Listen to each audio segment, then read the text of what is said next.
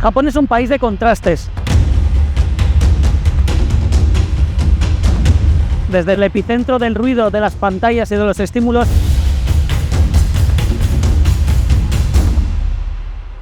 a la tranquilidad y la armonía de lugares llenos de paz y naturaleza como los templos sintoístas.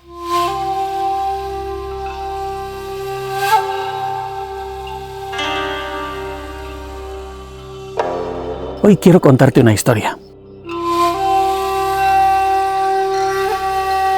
Una historia que lleva fascinándome años. Acerca de unos ermitaños, unos monjes que viven en las montañas, que realizan prácticas extremas que les llevan a hacer meditaciones en las montañas, entre cascadas, a hacer peregrinaciones imposibles y a perderse aislados para buscar esa meditación o esa iluminación. Estamos hablando de los Yamabushi.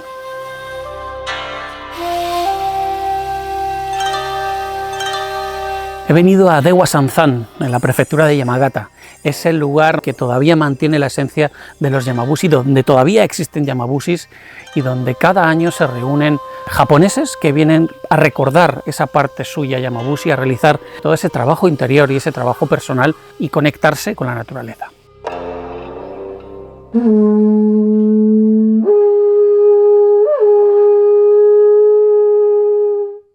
自然と山の中に入っていった人々がいて、そこで、生活をするようになった人々が最初にいて、後からその人たちを山伏と呼ぶようになった。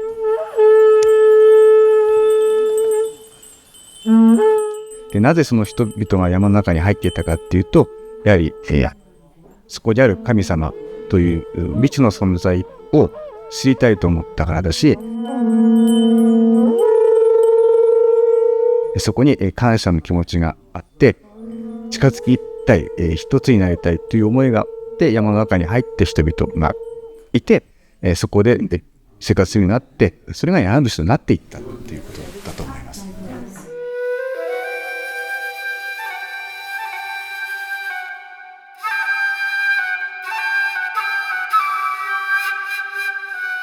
Los Yamabushi practicaban el Shugendo, un credo que les mantenía en contacto con la naturaleza, donde llevaban el cuerpo al límite. Recuerdo imágenes de monjes meditando en cascadas heladas o haciendo rituales con fuego, incluso colgándose desde precipicios, ¿no?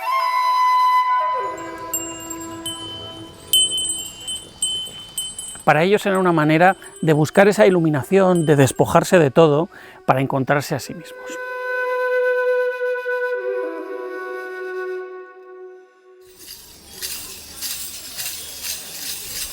He venido a ver un festival, el festival de Hasaku, donde se dan cabida cientos de Yamabushis para realizar unos festivales del fuego, unos festivales relacionados con la agricultura y los ciclos lunares. Los Yamabushis vivieron hace siglos, siguen viviendo hoy día, pero muchos de los japoneses lo que realizan pues son prácticas de recordatorio, digamos que paran durante un tiempo su vida, su ajetreo diario, para venirse a estos lugares sagrados, para realizar estas prácticas y volver a conectar con esa esencia Yamabushi, con esa esencia en contacto con la naturaleza.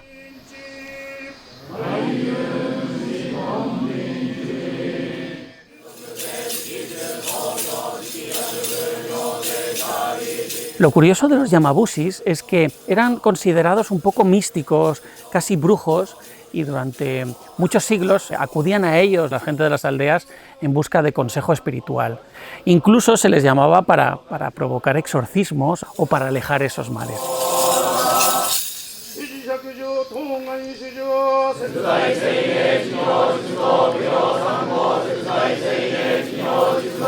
Sushi 医者だったり、ではその先生だったり、指導的な立場に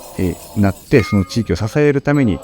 ここで学問もそうだし、いろんな修行をして、そういう仕組みがこの出羽三山にありました。ですからここの信仰が今日本全国に広がっているのは、ここで修行した山伏が各地域に戻って、その村、鎮守の森のある村に行って、そこで人々に物を教えた。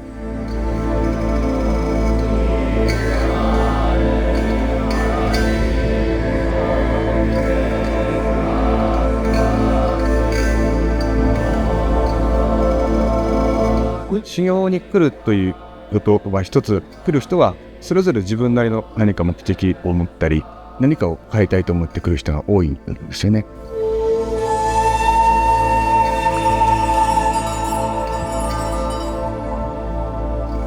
であって山伏というのはその修行をする人たちも山伏なわけだから、その山の中に何か答えがあってね、そこに身を置くことで自分で解決していくためのその道場を作る、その場を作るのが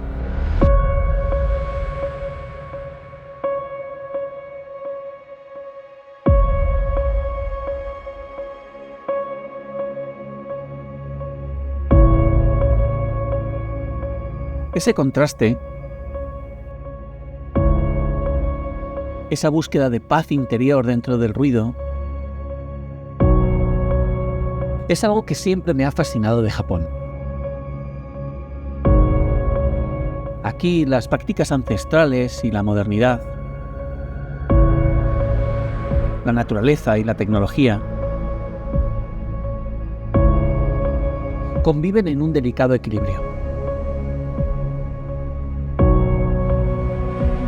Me hace pensar en lo especial que es buscar la espiritualidad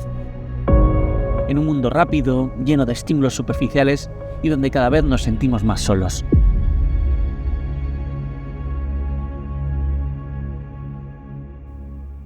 Todavía quedan algunos maestros yamabushis, que viven aquí, en la prefectura de Yamagata, cerca a las puertas del monte Haguro, y que todavía admiten a algunos practicantes, a discípulos, y que te permiten alojarte con ellos y conocer de cerca cómo son estas prácticas, cómo es su vida.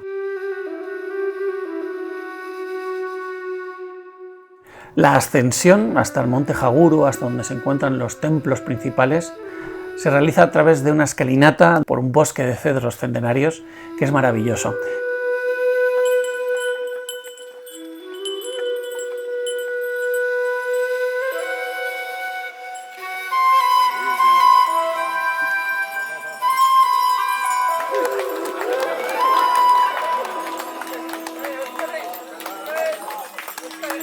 Uno de los maestros, uno de los, personajes principales que mantiene vivo esos rituales y ese culto de los yamabushis es el maestro Hoshino. Y he tenido la suerte de poder estar con él, de poder conocer a sus discípulos y poder estar en su shokubo o en su templo. だからさ、要するにこの山伏っていうのは、要するに自然の中でね、自然の中に山だとか、ね、あるいは滝だとか、自然の中にしっかり身を置いて、日本人の場合は自然が神様だから、その自然の神様である、そこをお祈りしながら、自然の、なんちゅうのかね、エネルギーっていうのかな、そういうふうなものをお祈りをしながらしっかり感じ取っていく。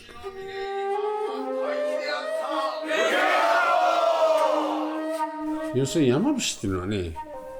山や川やそういう自然から自然の中で修行していわゆる力を得てね、そしてそういった人にはないそういうエネルギーを蓄えて。La práctica más extrema de estos yamabushis era convertirse en Sokuchimbutsu. Era un proceso en el que los monjes se automomificaban. Era una práctica increíble en la que un proceso tenía que durar unos 3000 días.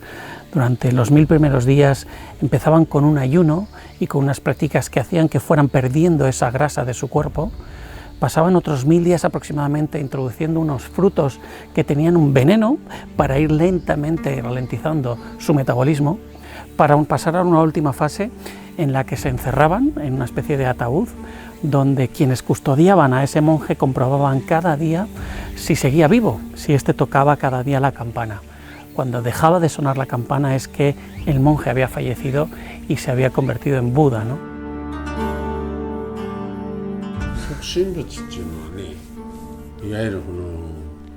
生きながらにしてね、そして仏になるということだから、要するにまず最初即身仏であるときは生きながら、十国立ち五国立ちしてこの体の中から油分を染み出す。そして最後この漆を飲んで腐らない、臓腑も腐らないようにして、そしてそのまんま体もこの腐らずに、いわゆる体も腐らないでその人の魂はそのまま残るという、それが即身仏だよ、簡単に言う。Quienes alcanzaban ese estado se consideraban Budas. Para ellos representan la culminación, representan el estadio más sagrado al que puede llegar una persona. Imaginaos qué proceso era en el que voluntariamente una persona decidía morir o dejarse morir. Me fascina pensar en ese momento, en esa determinación en la que un monje conseguía llegar a ese estado meditativo y de iluminación donde al final fallecía.